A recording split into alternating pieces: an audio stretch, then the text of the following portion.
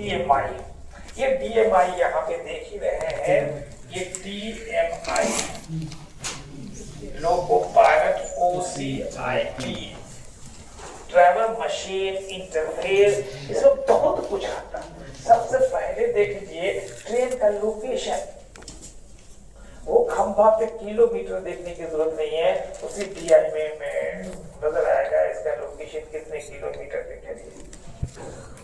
ये DMI में देखिएगा स्पीड, मैक्सिमम परमिसिबल स्पीड क्या है, करेक्ट स्पीड क्या है, टारगेटेड स्पीड क्या है। इसी में देखिएगा सिग्नल का एस्पेक्ट कैसा है, 1 येलो है कि डबल येलो है कि ग्रीन है कि रेड है, सब देखिएगा इसमें।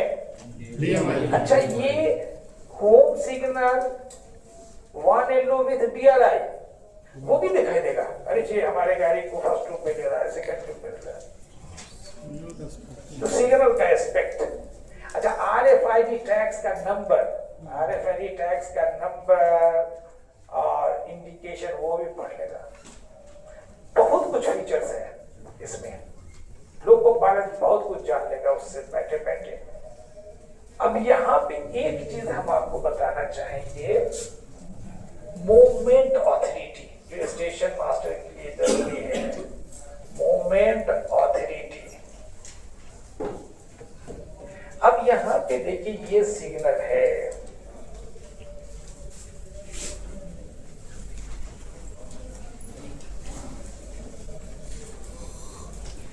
और ये सिग्नल है, और ये सिग्नल है हमारा लाल, ये सिग्नल हमारा लाल। अब गाड़ी इधर से आ रही है, तो गाड़ी की मूवमेंट ऑथोरिटी कहाँ तक हुआ, यहाँ तक। ये गाड़ी की मूवमेंट ऑथोरिटी यहाँ तक है, यहाँ तक मूवमेंट ऑथोरिटी। तो मूवमेंट ऑथोरिटी किसे कहते हैं, movement authority is a distance. Movement authority क्या है, is a distance in which, movement authority is a distance in which train is permitted to run safely. Movement authority एक distance है, दूरी है, जिसमें गाड़ी को संरक्षित सुरक्षित जाने, वहां तक जाने का क्या करता, अनुमति देता। अब यहाँ पे ये सिग्नल लाल है, अब गाड़ी इधर से आ रही है, तो इसकी मूवमेंट ऑथोरिटी कहाँ तक है, यहाँ तक होगी। मूवमेंट ऑथोरिटी यहाँ तक हो गया। अब यहाँ पे देख लीजिए कि ये हमारा लाल नहीं है, हमारा लाल ये है, और ये हमारा हो गया क्या, 1 येलो। तो अब ये गाड़ी का जो मूवमेंट ऑथोरिटी कहाँ तक हो गया, और ये हमारा जो है ये लाल नहीं है, ये हमारा सपोज ये लाल है, ये लाल है, और ये हमारा 1 येलो, ये हमारा 1 येलो, ये हमारा डबल येलो। तो ये मूवमेंट ऑथोरिटी,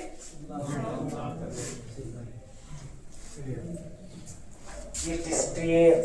अगर लाइन से सिग्नल सब है, जहां तक लाल सिग्नल है, अब उससे पहले वाला चाहे 1 येलो हो, डबल येलो हो, ग्रीन हो, ये सब डिस्टेंस चला, वहां तक गाड़ी संरक्षित सुरक्षित परमिटेड टू ट्रैवल। ये जो देख रहे होंगे वो DMI में ब्लू वाला स्ट्राइप देख रहे हैं, वही ड्राइवर को बताएगा कि मोमेंट ऑथोरिटी कितना है, मोमेंट ऑथोरिटी कितना है। अब यहीं पे देख लीजिए कि ये मोमेंट ऑथोरिटी मतलब मोमेंट ऑथोरिटी क्या है, एक डिस्टेंस है जहां तक गाड़ी सुरक्षित जाने का परमिशन है। अब यहाँ पे ये जो है तो यहाँ पे गाड़ी ड्राइवर खड़ा करेगा, अगर गाड़ी खड़ा नहीं किया ऑटोमेटिक ब्रेक अप्लाई, इसका मतलब कि मोमेंट ऑथोरिटी जो यहां तक दिया गया था, उस ऑथोरिटी का क्या हो गया? End of authority. कहां तक? तो एंड ऑफ ऑथोरिटी क्या है? End of authority is a location up to which train is run safely. End of authority, authority क्या हो रहा है? खत्म हो जा रहा है। एंड ऑफ ऑथोरिटी एक लोकेशन है जहां तक गाड़ी को संरक्षित जाने का दिया। इसका मतलब यहाँ पे सपोज गाड़ी का स्पीड 80, डबल एलो देखा 40, यहाँ पे देखा 30, और यहाँ पे ड्राइवर को रोक लेना है, नहीं रोका तो एंड ऑफ ऑथोरिटी, ऑथोरिटी उसका क्या हो गया? खत्म। इसका मतलब speed 0। Very good. End of authority पे गाड़ी का speed 0। Note it, speed at end of authority. End of authority, यहाँ पे गाड़ी का स्पीड 0। अगर वो खड़ा नहीं करेगा तो खड़ा हो जाएगा। क्यों क्यों खड़ा हो जाएगा? स्पीड 0। ड्राइवर खड़ा करेगा, नहीं खड़ा करेगा तब भी क्या हो जाएगी गाड़ी? क्यों कि speed, targeted speed 0, targeted speed 0। तो ये moment authority, end of moment authority. अब यहाँ पे आइए, ज्यादा समय नहीं लेंगे। ये जो है हमारा TMI, ये जो लोगो कवच है, इसका थोड़ा सा मोड पढ़ ले। ऑपरेशनल मोड ऑफ लोगो कवच। क्या ज्यादा हो रहा है क्या?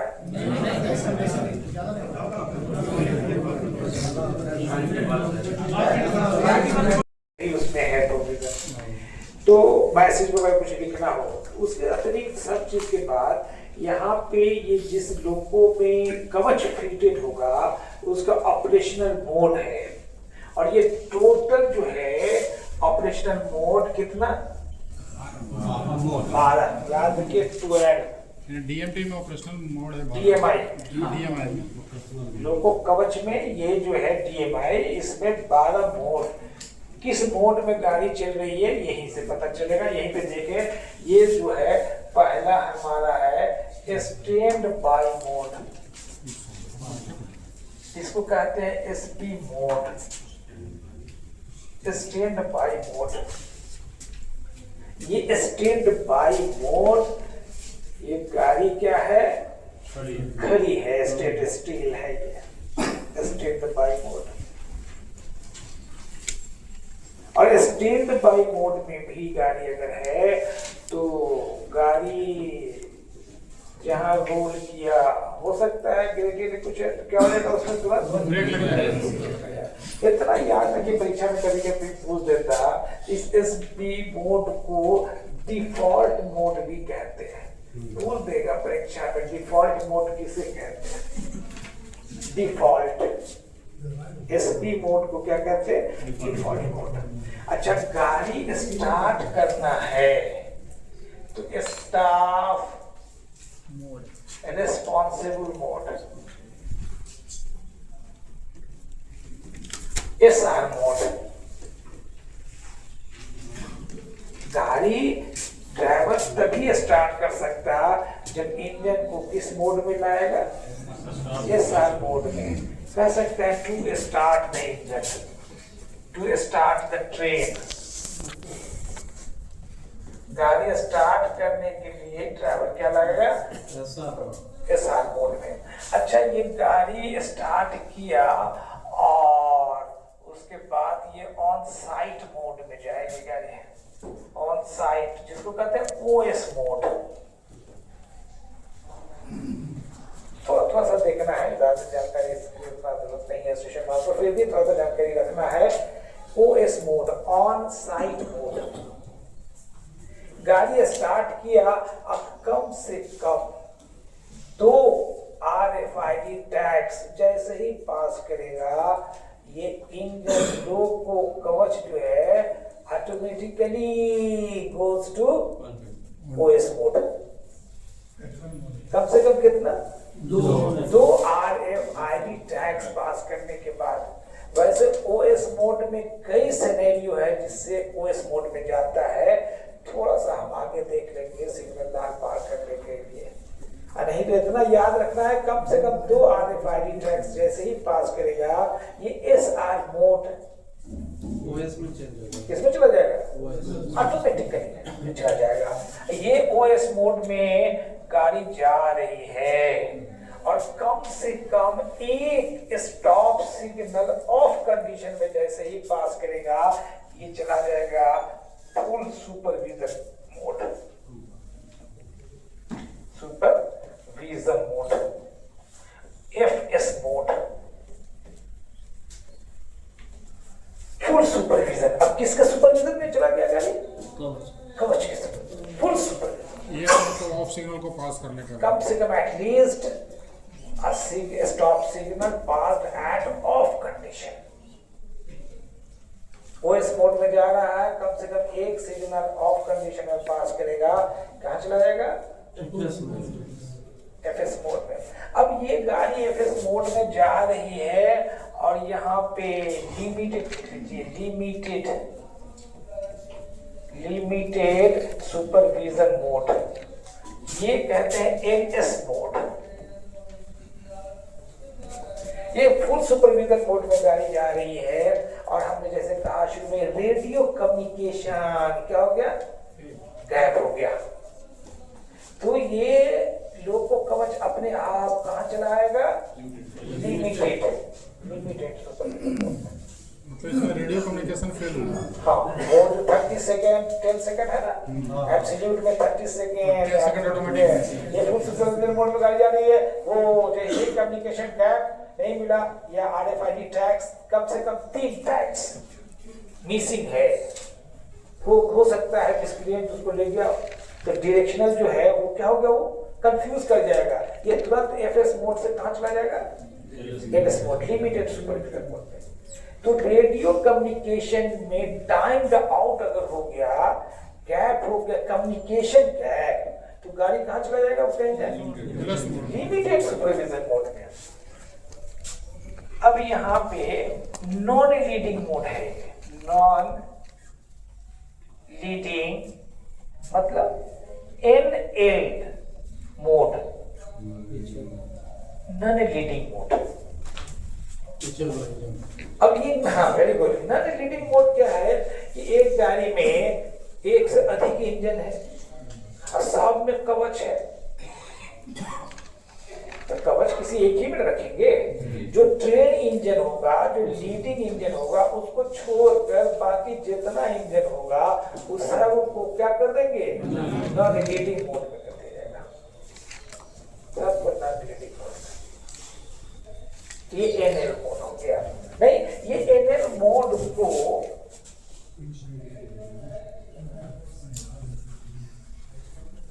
इसमें जिसको NL मोड कहेंगे उसको क्या कहा जाता है,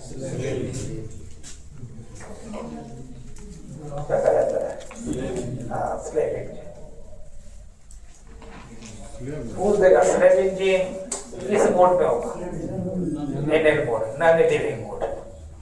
default engine SP mode, stand by mode. नहीं,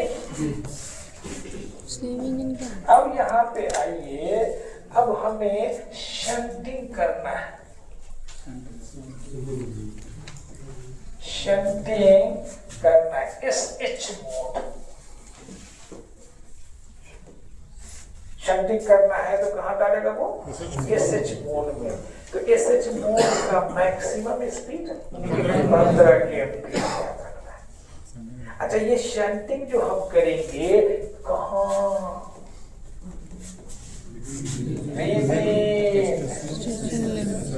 स्टेशन सेक्शन, बाहर नहीं कर सकते हम। दूसरी चीज यहाँ पे याद रखिए, shunt signal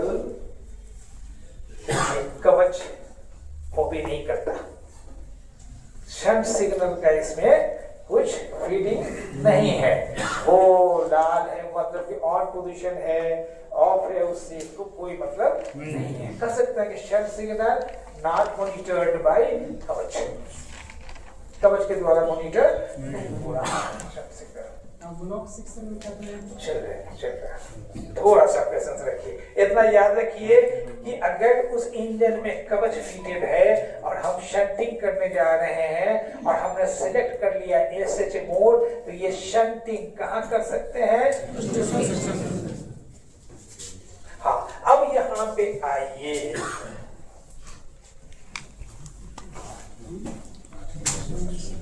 isolation IS mode, isolation IS mode. अब ये आइसोलेशन मोड नाम ही से लग रहा है कि कवच को हमने क्या कर दिया? आइसोलेट कर दिया। अब हमको शंटिंग करना है आउटसाइड, कहाँ? Station section. ये शंटिंग करना है आउटसाइड स्टेशन सेक्शन। तो क्या करना पड़ेगा इंजन को? सब काम करेंगे हम, ब्लॉक बैक करेंगे, ब्लॉक फॉरवर्ड करेंगे, T806 में लिख भी देंगे। ड्राइवर जब जाएगा तो क्या करेगा? आइसोलेशन मोड में करेगा, तभी वो आगे जाएगा, नहीं बढ़ेगा।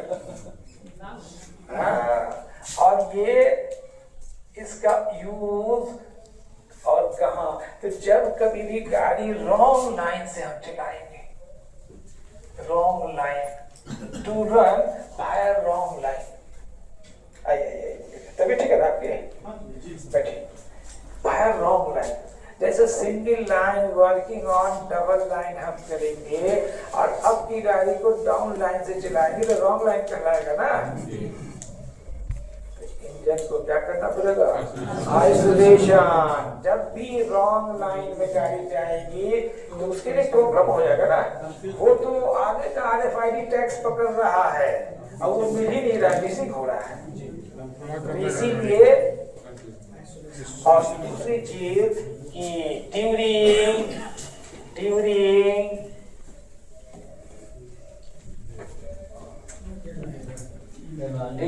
नहीं वर्क भी हम इसको कहाँ डाल देंगे? मतलब कि इधर उधर का जो भी काम करना होगा हम दोनों कवच को कहाँ डाल देंगे? इसीलिए इसको कहते हैं माल फंक्शनिंग मोड।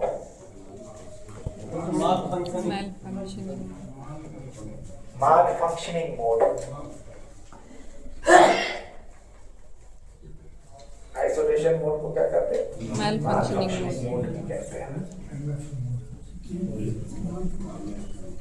नहीं, अब यहाँ पे आ जाइए, 9 में आ जाइए, reverse RP mode. Reverse RP mode, ये रिवर्स मोड, ये जान लीजिए कि अभी हमारा लोको पायलट शंटिंग करता तो पिछले पैर से भी पुशिंग करता, नहीं कर पाएगा। इंजन को डालना पड़ेगा। अगर पिछले कैसे पुशिंग में जब भी चलाएगा तो इंजन को क्या करना पड़ेगा? रिवर्स मोड में देना पड़ेगा। और जितने मर्तबा ये मोड चेंज करेगा रजिस्टर मेंटेन करना पड़ेगा। नहीं, ऐसा ही नहीं कर सकते। अच्छा, इतना ही नहीं, ये रिवर्स मोड जो है, रिवर्स मोड, ये रिवर्स मोड अगर सेलेक्ट किया तो रिवर्स मोड सेलेक्ट किया तो इसको मैक्सिमम 500 मीटर तक ही बैक कर सकता है, या पुशिंग में तो 500 मीटर तक ही। अगर 800 मीटर करेगा तब क्या होगा? 500 का फिर करना पड़ेगा उसको। और इतना ही नहीं,